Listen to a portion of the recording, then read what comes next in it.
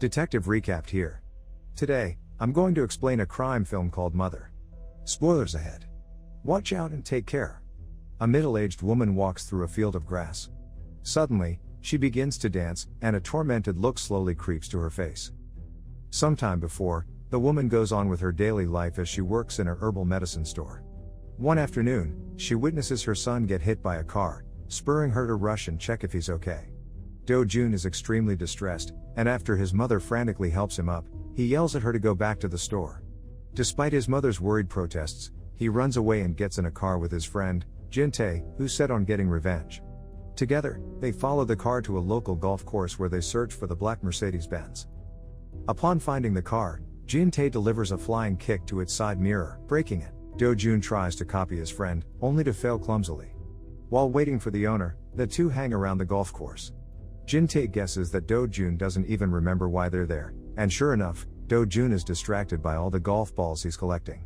When Jin-tae wonders aloud what his mother sees in him, Do-jun remembers that he got hit by a car and that they're there for revenge. Just then, a small trolley comes up, and the two young men chase after it. They hide in the bushes for an ambush until Do-jun suddenly appears in front of the approaching trolley. Though he's equipped with a branch that he doesn't know what to do with, he ends up chickening out. Jin-tae is disappointed in him, and he takes matters into his own hands. He chases after the trolley, demands them to stop, then antagonizes the group of middle-aged golfers using their own golf club. While Jin-tae is sizing them up to find out who the driver is, Do-jun joins the fray. They all end up flailing together on the ground soon after. At the police station, Jae-moon, the officer in charge, speaks with a group of men who are actually respected professors. He suggests that they arrange for a settlement as the appropriate legal action since the two boys were never juvenile offenders, they're just local kids. However, they have to pay for the broken side mirror. Knowing that Do-jun's already forgotten about what happened, Jin-tae asks him why he broke the mirror. Sure enough, Do-jun, who was busy writing his name on a golf ball, starts believing that he did it. One of the professors mocks Do-jun's intellectual disability, and just like that, something inside him snapped. He tries to assault the man, but the officer holds him back. To Jae-moon's amusement, Do-jun's mother arrives at the station. Back at Do-jun's home, his mother coddles and dotes on him, placing the pieces of his food one by one on his plate. Do-jun, however, keeps removing the pieces from his plate, and after asserting that he can feed himself, he starts eating. They then discuss the payment for the broken side mirror, and Do-jun tells his mother to borrow money from Jin-tae. Do-jun's mother warns him to stay away from that friend of his, saying that he's a rotten fellow. Do-jun then abruptly leaves to go see him. Before he's able to leave for the bus, Do-jun's mother rushes in to make him drink his medication. She feeds him the bowl of medicine herself, all while Do-jun is urinating near the bus stop. But when the bus comes, he quickly goes running after it. Do-jun's mother tries to borrow some money from her friend in exchange for herbal medicine that would help her conceive. She even throws in a free acupuncturing session to go along with it. Meanwhile, Do-jun is heavily drunk in a bar while waiting for Jin-tae for a long time now. Hours later, Do-jun is woken up from his drunken stupor by the bar owner. He then happens upon Mina, a friend of his who he flirts with. The bar owner tells Mina to go inside, and she snaps at Do-jun to go away. Not having any money to pay for the drinks, ever ridiculous, Do-jun offers some of the golf balls he picked up earlier as payment. Later, as he's walking home, Do-jun sees a young girl in a student uniform and asks her if she wants to have a drink with him. The girl ignores him completely, never once turning to look at him. When she makes a sharp turn to a dark alley of an abandoned building, Do-jun stops following her, but he gets startled when someone from the alley throws a rock in his direction. With that, Do-jun decides to leave and comes home to sleep next to his mother. The following morning, Moona, the girl that Do-jun was following, is found dead on the rooftop of the building she fled to. Back in the mother's shop, her boss is chiding her over the lousy quality of the imports. When she spots the mother's acupuncture kit poking out of her pocket, she ominously asks if she's performing acupunctures without a license again. Despite the precarious position she's in, the mother keeps looking over her boss's shoulder to keep watch as an officer speaks with Do-jun across the street. Soon enough, the officer takes him to his car, causing the mother to panic and run after them. The driver gets distracted by Do-jun's mother, and their car ends up getting hit by a bus. This rattles Do-jun and the policeman, and the mother arrives to see Do-jun in cuffs. Later at the police station, Do-jun is interrogated by the police. Their questioning goes nowhere, but they're all convinced that Do-jun committed the crime since Jae-moon found the golf ball with Do-jun's name on it next to Moona's body. Despite the gravity of the situation, Do-jun remains immensely confused by the whole thing, and the cops make him sign a confession that he doesn't even understand. Later, Do-jun's mother pleads with Jae-moon, but he tells her the case is already closed, serving as proof of their own incompetence. During Moon-ah's funeral, Do-jun's mother attends but is quickly met with hostility from Moon-ah's family.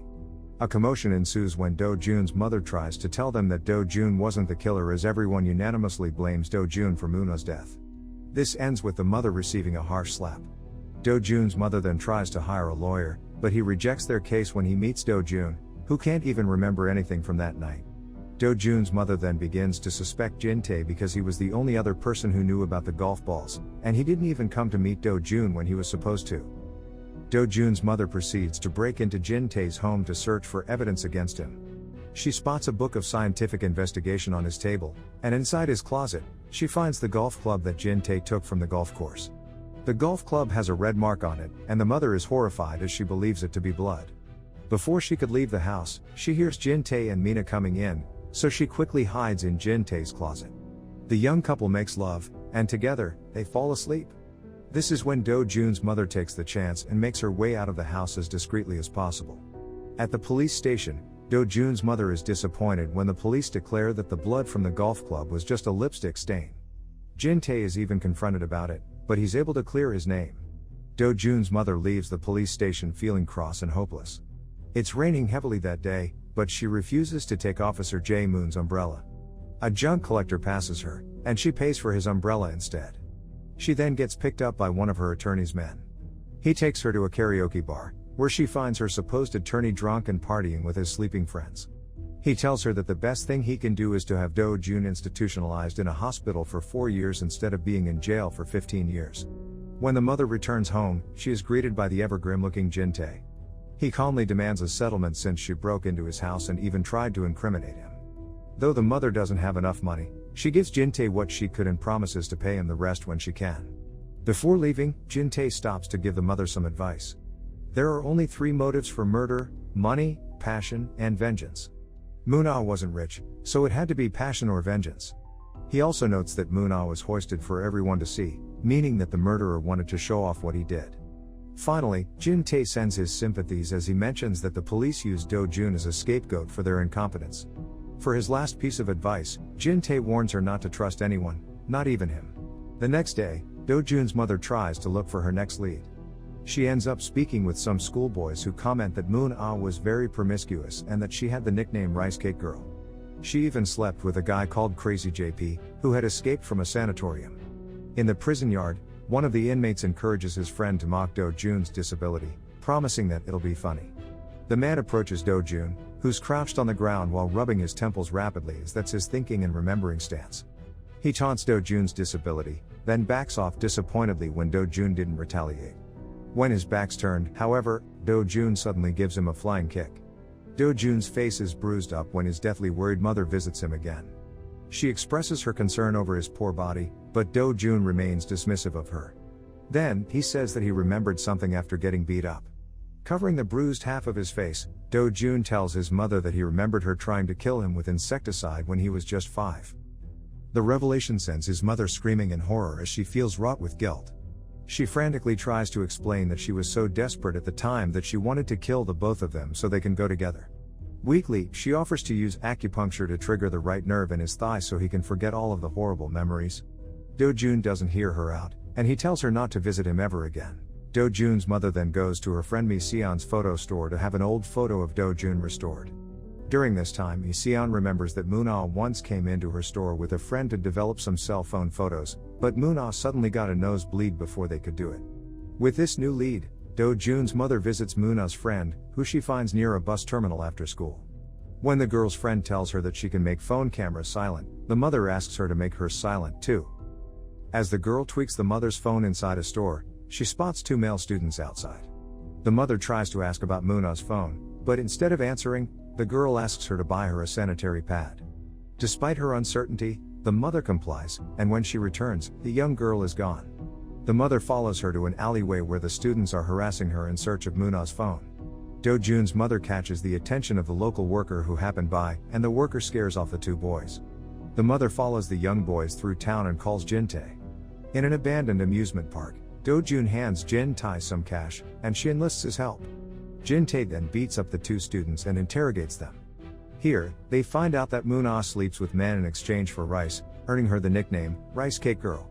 They claim that her phone has photos of all the men she's slept with and that it must have contained photos of more than 24 men. With this newfound information, Jin-tae surmises to the mother that whoever killed Moon-ah must be in one of the photos. The mother then goes to see Moon-ah's confused and eccentric grandmother.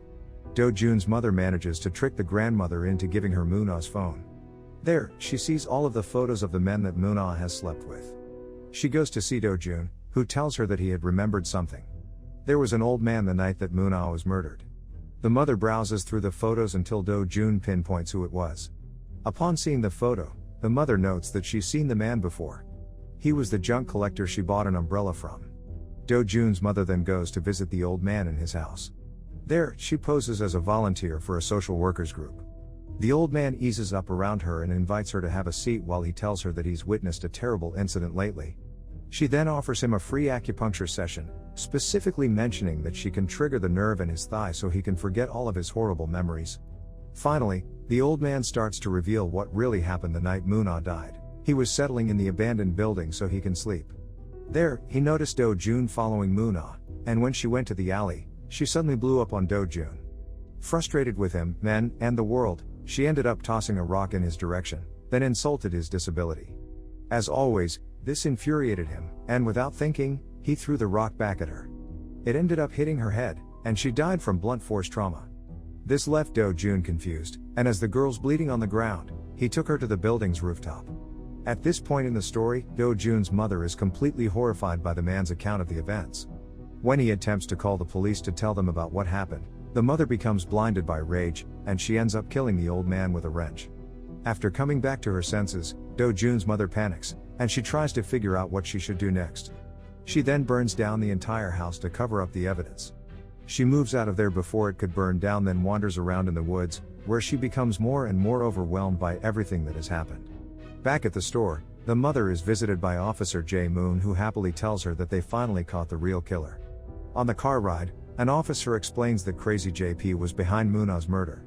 They found bloodstains on his shirt, but JP reasoned that the stains were from a nosebleed that Moon-ah had while they were hooking up. Jae-moon dismissed it as an excuse, and it led to his arrest. Do-jun's mother asks why they suspect JP, and the police officer says that JP isn't normal. It is later revealed that Crazy JP, like her son, also has an intellectual disability. When Do-jun's mother discovers this, she is moved to tears. She asks JP if he has parents, and to this, he shakes his head. Growing more distraught, she then asks if he has a mother, and JP seems to nod. The mother breaks down now, realizing someone else's mother will be suffering for the actions of her son, Do-jun. Do-jun is finally released from prison. Outside the police station, he is fetched by Jin-tae and Mina. The three drive over to visit the junk collector's house, which burned to the ground. Later, Do-jun and his mother talk over lunch. Do-jun tells her that he thinks the reason why Crazy JP had put Moon-ah's body up so high for everyone to see was so someone could notice her bleeding and help take her to the hospital. Do-jun's mother sits quietly as she realizes that this was what Do-jun was thinking when he brought Moon-ah's body on the roof. One day, Do-jun's mother goes on a bus tour set up for parents. Do-jun buys several things for his mother for the tour. While waiting for the bus, he gives his mother a gift. The mother is astonished when she sees her acupuncture set, which she left in the junk collector's house when she killed him. Do-jun tells her that he found it there, then warns her not to leave it lying around. Filled with a never-ending cycle of guilt, the mother storms off in shock. Inside the bus, the mothers on the trip have a dance party in the aisle while Do-jun's mother sits quietly. She takes out her acupuncture set and pushes it in her thigh, trying to erase all her horrible memories. Finally, she stands up and dances along to the music. Subscribe to watch more videos like this. Turn on notifications. And leave a like, it really helps the channel out. Thank you for watching.